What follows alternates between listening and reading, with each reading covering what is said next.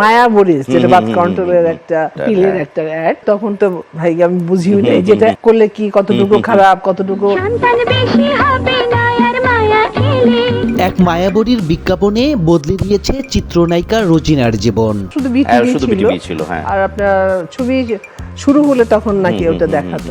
70 দশকের মাঝামাঝি বাংলাদেশে রক্ষণশীল সমাজে এক বিরাট আলোড়ন তৈরি হলো বেতার, টেলিভিশন এবং সিনেমা হলে প্রচারিত বিজ্ঞাপনকে ঘিরে। ছেলে মেয়েদের সামনে এসব বিজ্ঞাপন দেখে অভিভাবকদের লজ্জা আর অস্বস্তির শেষ নেই। বিজ্ঞাপন শুরু হওয়ার পর কোনো কোনো মধ্যবিত্ত পরিবার টেলিভিশন বন্ধ করে দেওয়া হচ্ছিল। তখনকার রক্ষণশীল সমাজে জন্ম নিয়ন্ত্রণ বা জন্ম নির্ধারণ সামগ্রী নিয়ে প্রকাশ্যে কথাবার্তা বলা সাংঘাতিক লজ্জার, যেন অনেকটাই নিষিদ্ধ। সেই সামাজিক লজ্জা আর আতিষ্ঠতা ভাঙার কাজে যেন না জেনে এক বিরাট ভূমিকা রাখলেন পদ্মার তীরের রাজবাড়ি থেকে ঢাকায় আসা তরুণী। তার নাম রেনু।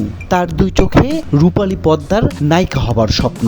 কাছে কি বা দূরেরা মনে রেখো আমিও ছিলাম।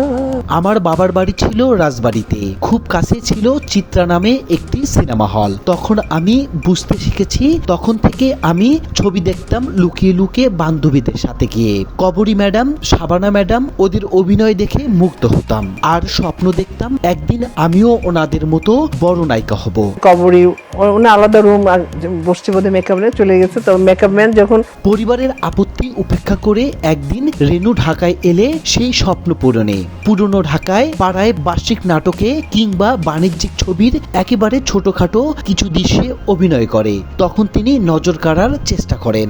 একদিন তার কাছে একটি বিজ্ঞাপনের মডেল হওয়ার অফার আসে। কিছু না বুঝেই সেটিতে রাজি হয়ে গেলেন তিনি। তখন তো ভাই আমি বুঝিও নাই যেটা করলে কি কতটুকু খারাপ, কতটুকু। যখন আমি মডেল হয়েছিলাম এই বিজ্ঞাপনে, তখন এত কিছু বুঝতাম না। আমি তো কখনোই বিজ্ঞাপন করব না এটা ভাবিনি। আমি নায়িকা হতে চেয়েছিলাম। এই বিজ্ঞাপনে মডেল হতে আমার কোনো অস্বস্তি হয়নি, তবে এই বিজ্ঞাপনের পর আমার একটা খ্যাতি ছড়িয়ে পড়লো। বাংলাদেশের ওই ধরনের কাজ করিনি।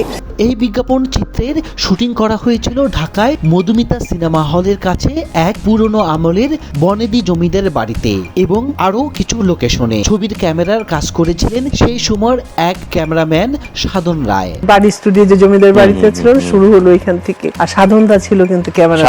এই বিজ্ঞাপন চিত্রে শুরুতেই লাজ নম্র বধূ বেশে রেনুকে দেখা যাচ্ছিল বাসর ঘরে। এরপর দুই সন্তান, স্বামী সহ এক সুখী স্ত্রীর ভূমিকায়। বিজ্ঞাপনটি দারুণ জিঙ্গেল, তার সঙ্গে মডেলে মিষ্টি চেহারা, সব মিলে এটি বেশ চাঞ্চল্যকর সৃষ্টি করলো। নতুন কোনো চলচ্চিত্রে কাজ করব না, আপাতত যে পুরনো ছবিগুলো আছে ওগুলো শেষ করব। তার এই বিজ্ঞাপন চিত্রটিকে ঘিরে সেই সময় বেশ বিতর্ক যেমন হয়েছিল, সেই সঙ্গে এটি তার নায়িকা হওয়ার স্বপ্ন পূরণেও সুযোগ তৈরি করে দিয়েছিল রোজিনাকে।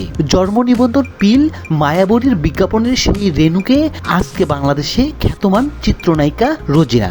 তার রেনু নামটি অবশ্য এখন ঢাকা পড়ে গেছে রোজিনা নামের আড়ালে। বাংলাদেশের চলচ্চিত্রের কারোর সাথেই আমার ওরকম যোগাযোগ। মজার ব্যাপার হলো, মায়াবরীর যে প্যাকেটটি তখন বাজারজাত করা হয়েছিল তার গায়ে রোজিনার ছবি ব্যবহার করা হয়েছিল। এর আগে পর্যন্ত প্যাকেটে হাতে আঁকা ছবি ব্যবহার করা হতো।